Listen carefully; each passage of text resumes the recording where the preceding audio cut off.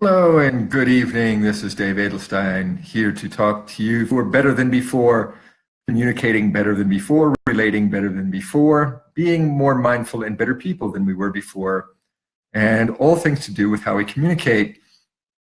I thought I'd get into a bit of a technical area this evening. Um, People say things like, well, of course I'm shy. I'm an introvert. There's an important difference between being shy and being introverted. You could be a shy extrovert. You might not really be an introvert. Being an introvert means that you prefer not to be the center of attention and you get all the social bennies that you need by observing, listening to, and experiencing other people under calm and controlled circumstances. It doesn't have to do with being shy. There are plenty of introverts who are able to act completely comfortably in any social situation. Being an introvert is not about being limited. It just has to do with how close to the center of attention you like to be, or how much human contact it takes to fill up your tank, to make you feel, yes, I've had a satisfactory amount of contact today. Extroverts like to be the center of attention. They're the people who are on more. They love to socialize because they love the attention. It's this focus of attention that really defines the difference between extroverts and introverts. For this reason, it's possible to be a shy extrovert. This may seem weird, a shy extrovert, but I'm extroverted.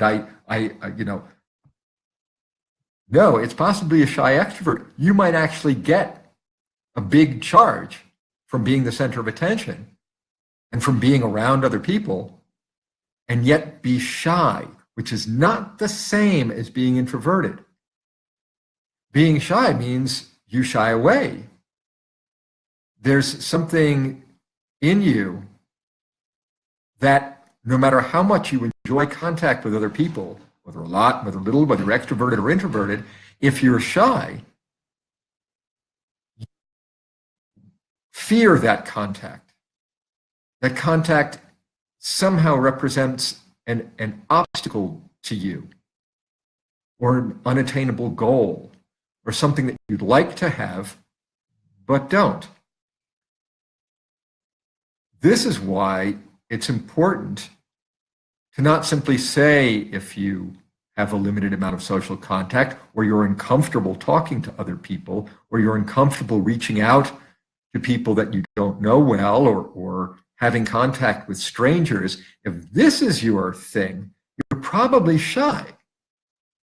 You say, well, I'm introverted. Ask yourself, would I like more contact that I'm getting? Do I want to be around people more than I am? Do I feel lonely? If you feel lonely at all, you're not introverted, you're shy. You're not able to reach out for the social contact that you need. Where do these fears come from? Well, they could go way back.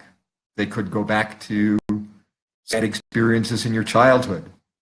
Maybe you were the last one picked for the team. Maybe you were not quite as socially skilled as your playmates.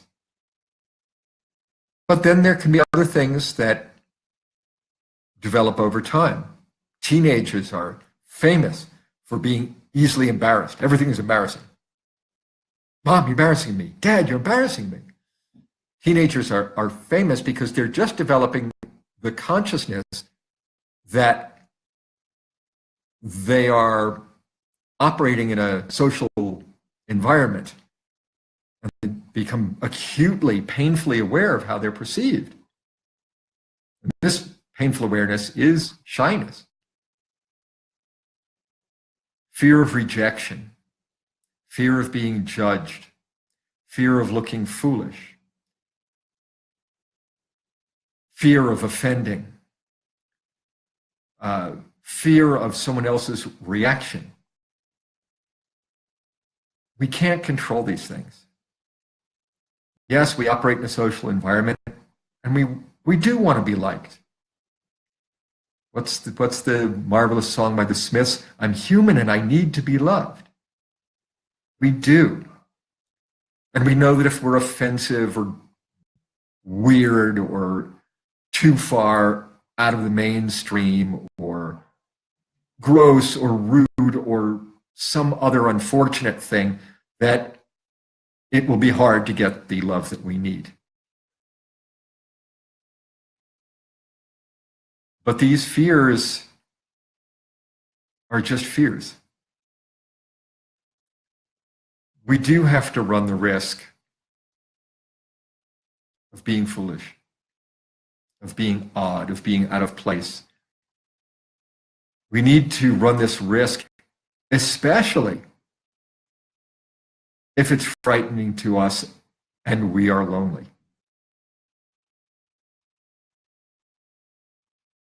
The good news is that there are skills that can be learned. We can do better. We don't have to shy away.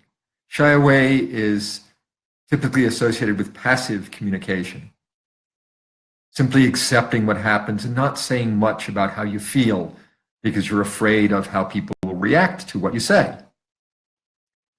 That isn't a great way to live, and it's not really an honest way to live. People say, well, he's okay with it. He didn't say anything. Well, are you okay with it, or did you just not say anything? These are two different things. You do need to speak up for yourself. This is called assertiveness. Sometimes people confuse assertiveness with aggressiveness. No. Aggressiveness is another disastrous way to communicate. Being a jerk, demanding your way, bullying other people, steamrolling other opinions. Nobody likes to be around someone who's aggressive. Being passive or being aggressive can harm your career, your relationships, your ability to form social connections, your ability to form friendships. Assertiveness is an intermediate point where you can do more for yourself. And it can be learned. In fact, it's something I teach. How about that? You can look up plenty of stuff about assertiveness on betterthanbefore.com. You can also find out all sorts of stuff about assertiveness online. I have a report at silencebreakersway.com that is free. Download it, see what it can do for you. Or contact me and see what I can do for you. This is how it goes. Speak to you again tomorrow evening. It's been a pleasure. Thanks.